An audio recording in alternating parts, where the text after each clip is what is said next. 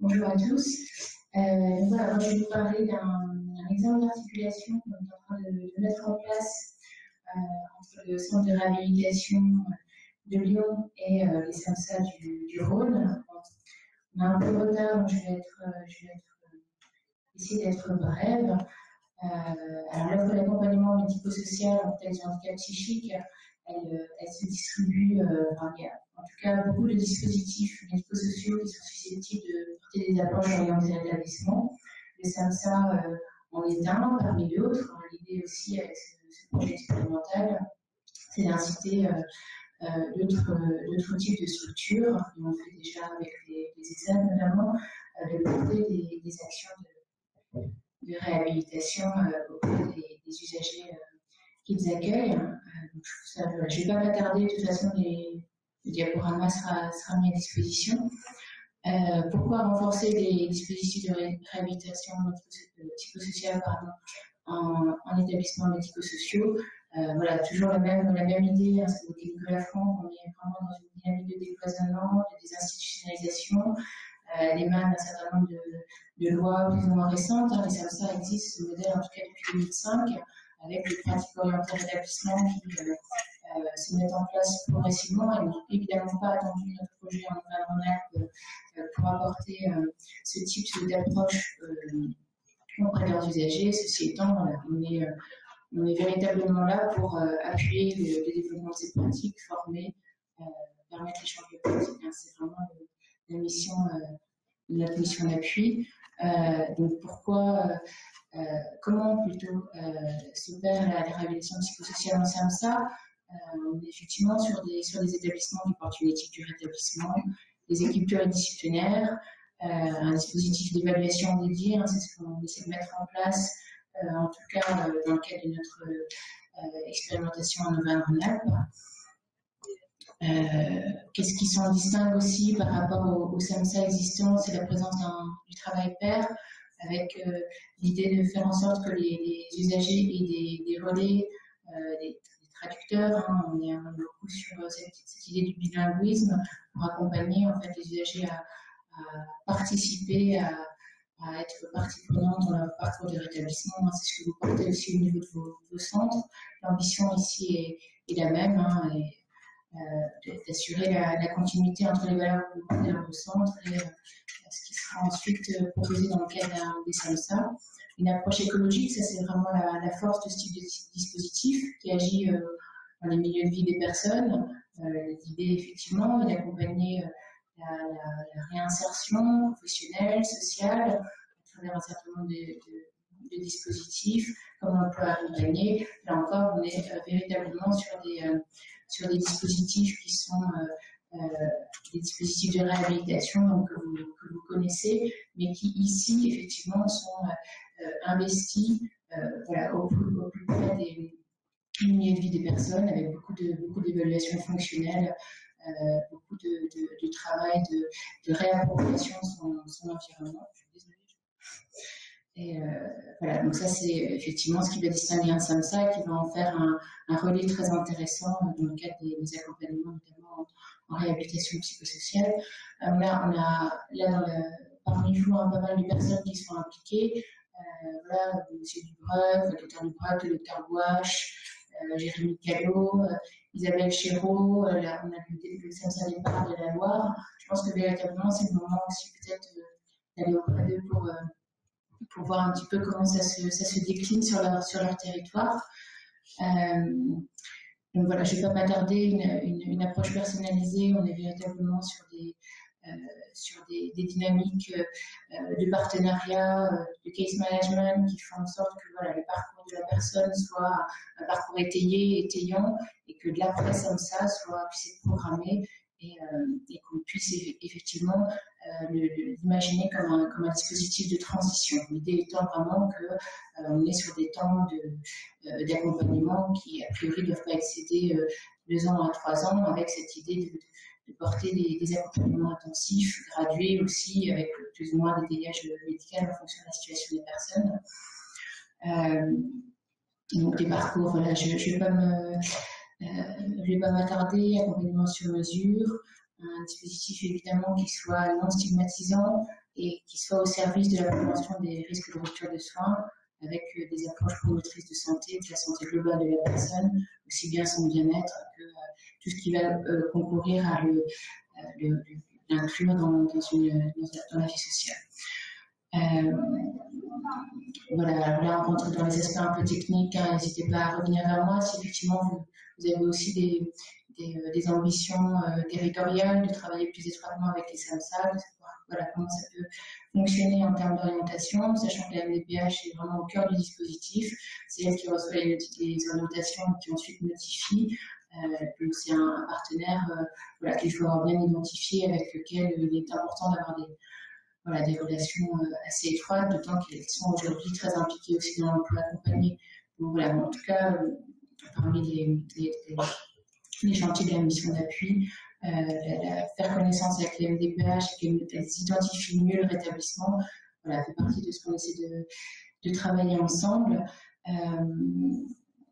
Voilà, une offre, voilà, pour ce qui est de l'Auvergne-Rhône-Alpes, qu'on porte ici au centre de ressources. On a un projet qui vise à peu près 300 usagers, enfin 300 places à l'échelle régionale. Donc en termes de file active, c'est presque, ce sera plutôt 400 usagers. Pour l'instant, 11 SAMSA actifs en région Auvergne-Rhône-Alpes, avec 13 opérateurs. Voilà, je ne m'attarde pas, encore une fois, je serai là. De toute façon, si vous voulez des compléments d'information, on est sur un modèle d'articulation qu'on essaie de faire en sorte qu'il soit agile, qu'on communique beaucoup entre les centres, entre les SAMSA, qui est effectivement du transfert de connaissances et du transfert de compétences, pour que les SAMSA puissent aussi gagner en légitimité et en confiance pour véritablement avoir une place dans la planification de l'offre. C'est vraiment notre idée de départ. Évidemment, on travaille étroitement avec les centres de réhabilitation psychosociale en région Auvergne-Rhône-Alpes. Ils ont été co-auteurs dans le cahier des charges, sont donc potentiellement des vecteurs de recommandation. Par ailleurs, il s'agit de professionnels de la réhabilitation psychosociale, donc ce sont aussi des partenaires opérationnels qui connaissent le plus souvent les personnes qui sont orientées, qui ont participé aux orientations, ou qui peuvent proposer des accompagnements conjoints. Par ailleurs, elles sont également des médias d'orientation. C'est ce que je disais. Pour l'instant, effectivement, la plupart des personnes qui sont accueillies en SAMSA, elles ont été orientées par les centres de réhabilitation psychosociale, mais pas uniquement. Ça peut être aussi la médecine libérale, ça peut être un certain nombre d'autres opérateurs, de SAVS, SAMSA, etc. L'ambition est quand même qu'effectivement le SAMSA soit le relais des centres de réhabilitation quand c'est effectivement pertinent, évidemment, que la personne a envie de ce type d'accompagnement. En tout cas, ce qui est certain, et c'est la raison pour laquelle on est plus sur je me fais plus l'écho de ce qui se passe dans le Rhône. On a évidemment une forte hétérogénéité de l'offre de soins en Auvergne-Rhône-Alpes, avec des démographies médicales très disparates, des dispositifs pour la prise en charge du handicap psychique qui sont aussi assez hétérogènes. Donc il y a un véritable travail qui s'engage au niveau des territoires avec des délégués territoriaux des ARS pour faire évoluer l'offre de façon cohérente en fonction des besoins et en fonction aussi des ressources en présence. Par exemple, voilà, en métropole lyonnaise, on a un SAMSA qui va accueillir presque 70 personnes.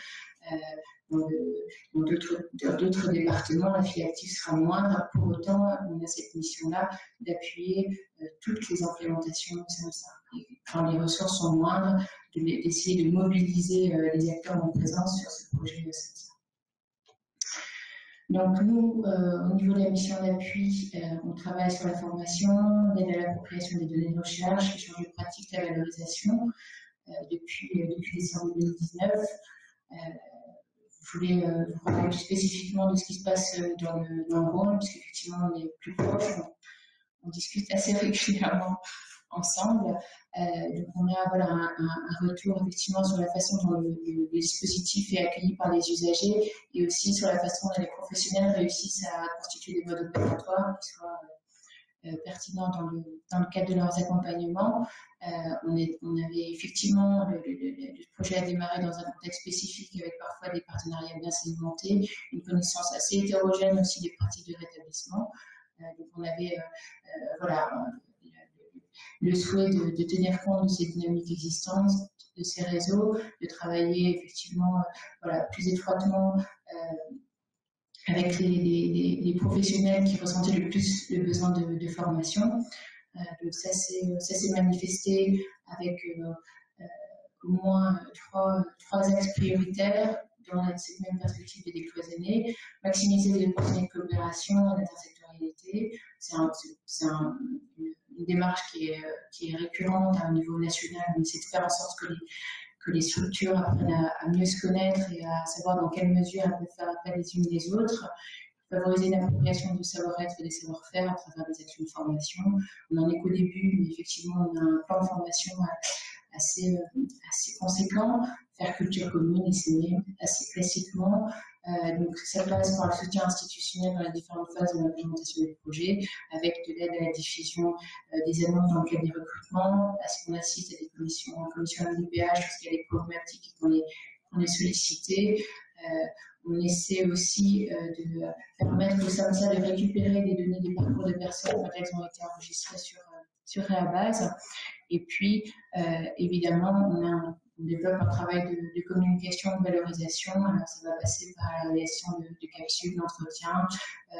Vous avez vu tout à l'heure, il y a une page pour la mission d'appui où on met en ligne les témoignages, les retours d'expérience, les différents outils, les différentes infos de la mission d'appui. Vous êtes évidemment invité à y contribuer, y compris si vous ne faites pas partie de la région. Au contraire, on est très preneur d'expériences hors région aussi.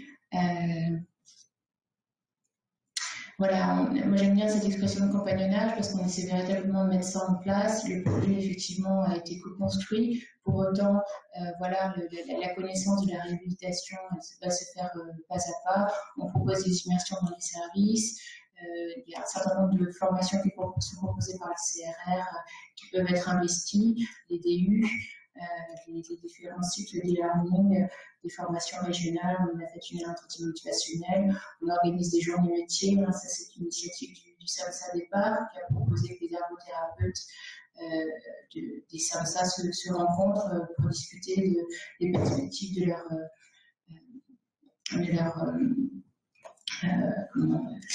comment mutualiser en fait sur ce que chacun porte dans son SAMSA. Donc sur une journée, on va organiser une seule avec les neuropsychologues, avec les case managers, c'est prévu comme ça. Voilà, on essaie de faire une culture commune avec des temps d'animation conjoints.